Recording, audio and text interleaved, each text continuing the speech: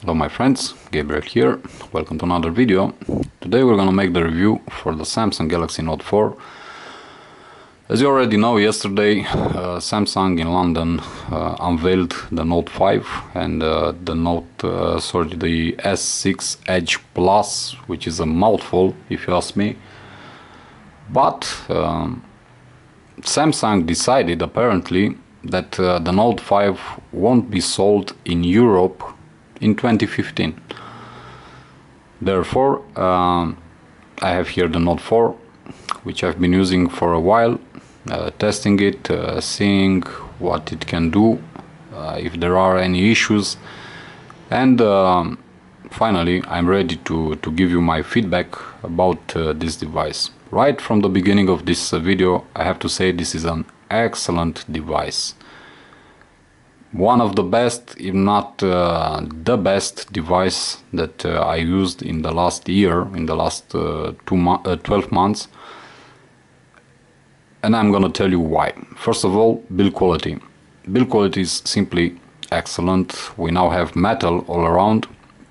We still have the plastic cover on the back. This is not leather, this is plastic cover that imitates leather.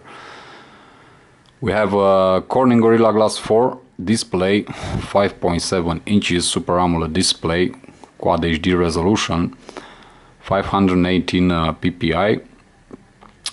We have a 3.7 megapixel front-facing camera, all the sensor. We have a home screen button that also doubles for the fingerprint sensor. We have the S Pen, and on the back we have the heart rate monitor, the LED flash for the camera, and a 16 megapixel OIS camera. This is using a Sony sensor, the IMX214 if I'm not wrong, which is an excellent sensor, and also placed on the back in the most stupid position if you ask me. It's the loudspeaker. Coming from the Nexus 6, I have to say that I find this speaker to be honestly a joke. If any of you use the Nexus 6, then you already know how that phone sounds and how this one is. On the inside we have a Snapdragon 805, 3 GB of RAM, the Adreno 420 GPU clocked at 600 MHz, and I'm saying this because the Nexus 6 GPU, which is the same Adreno 420, is clocked at 450 MHz, and trust me, the difference in this really matters.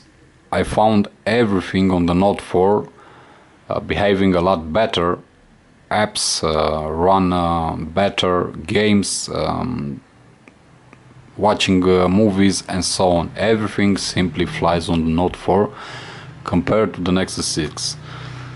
If you've seen my Nexus 6 videos, you already know that I had a lot of complaints regarding lag on the Nexus 6, which in my honest opinion is unacceptable, considering that that's the pure Google experience. And coming to the Note 4, I did not have big expectations, but I honestly think that on the Note 4 everything is a lot better compared to the Nexus 6. We also have 32 GB of internal storage, expandable via micro SD up to 128 GB. And this is a good thing, considering that the Note 5 won't support any external storage expansion. We also have the IR blaster, which the Note 5 won't have, and of course the removable back cover, which gives you access to the battery, the micro SIM, and also to the SD card.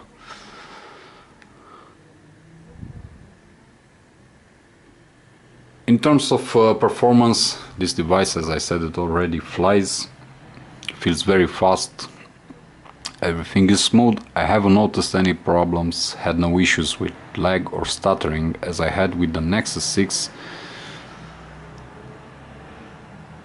and as I had with other devices.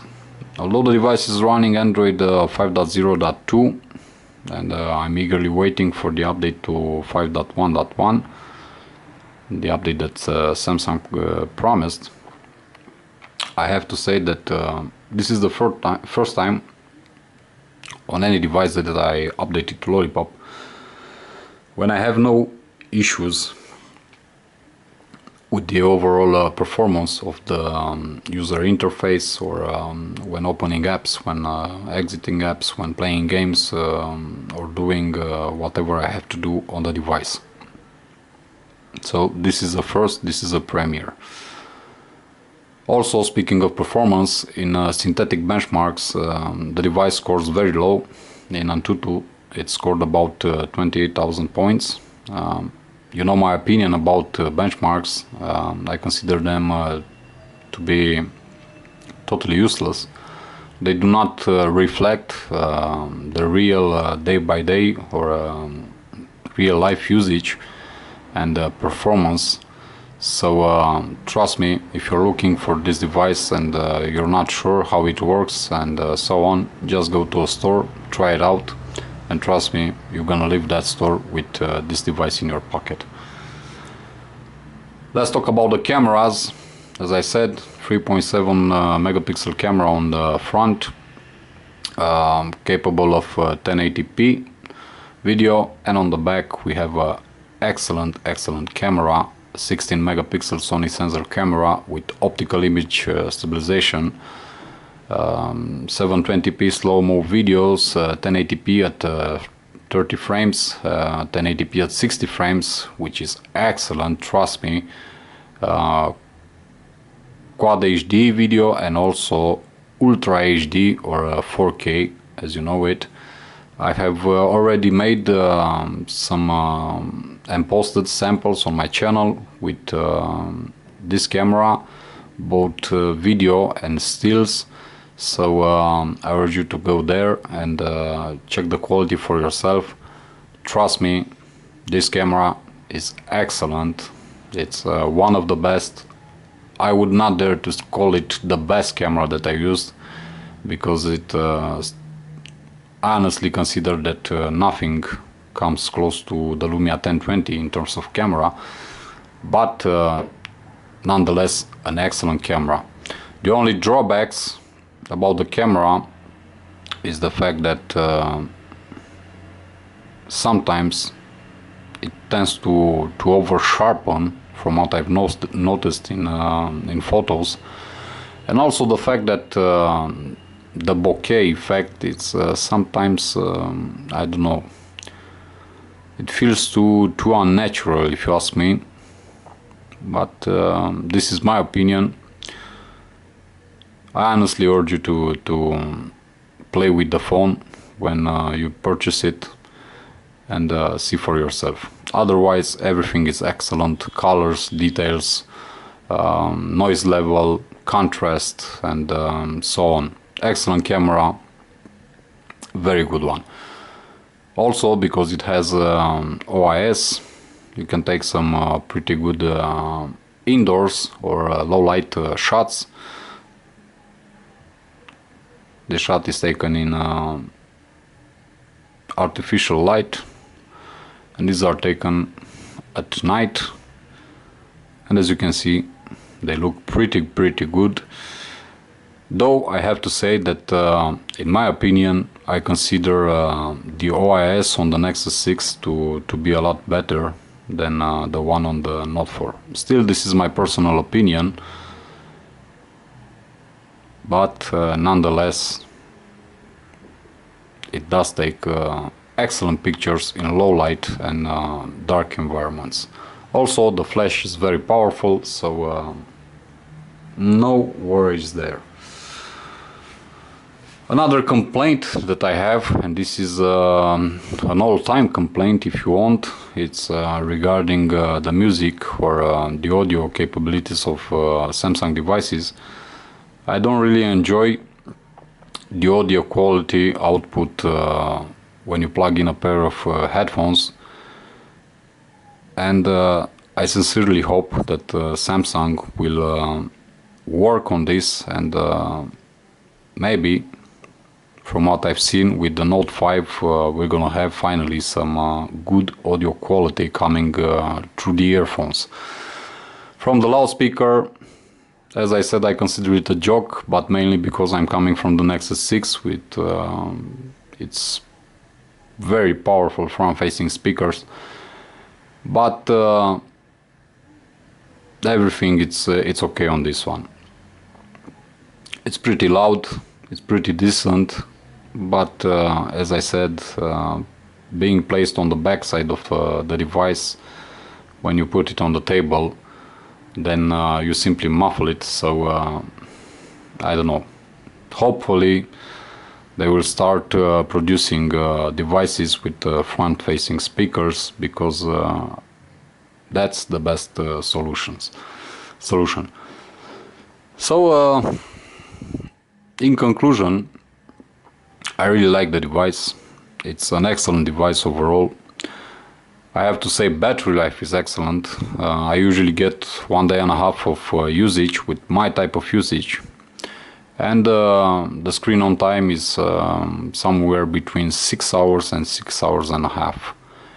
But as I said, this is with my type of usage, and my usage consists mostly of multimedia, lots of YouTube, lots of Facebook, social media, lots of pictures and videos taken with the camera, some photo editing, lots of web browsing, very small amount of gaming, because I'm not a big fan of gaming.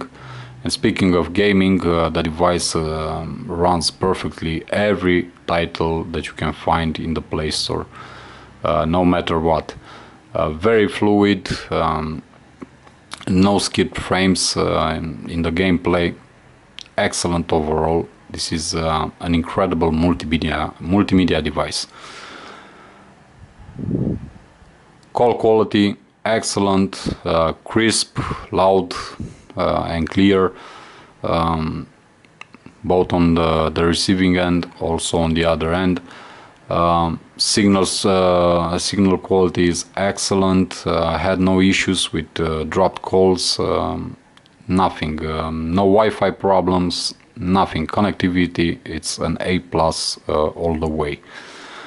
In conclusion, this is one of the best devices that I used in the past 12 months. As I said it already, this is an excellent device from Samsung.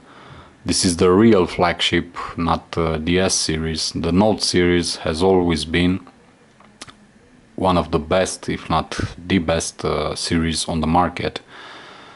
And these phones from the Note series are the only phones that I really like from Samsung. Everything else for me it's pure crap, no matter S series, A series, J series, whatnot series. The Notes are the Notes.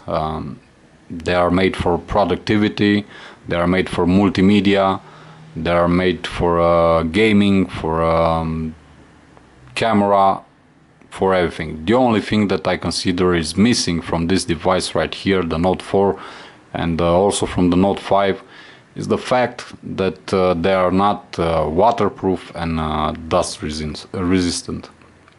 If they only had IP certification, this device would have been my dream device. Unfortunately, this is not the case, but still, this is a device that you're gonna love in case that you are looking for something like this. And considering the fact that the Note 5 won't be available in Europe, but only in the States and in Asia, this is the best choice that you have right now on the market in terms of phablets, if you ask me. Thank you for watching this video, guys. Hit the like button if you liked it. Also share the video, and if you didn't already, feel free to subscribe to my channel. You can also follow me on my official Facebook page, GavoHD, Instagram, Twitter, Flickr, where I post a lot of pictures taken with my devices. And as always, my friends, be safe, be good. Your friend Gabriel signing out. Peace.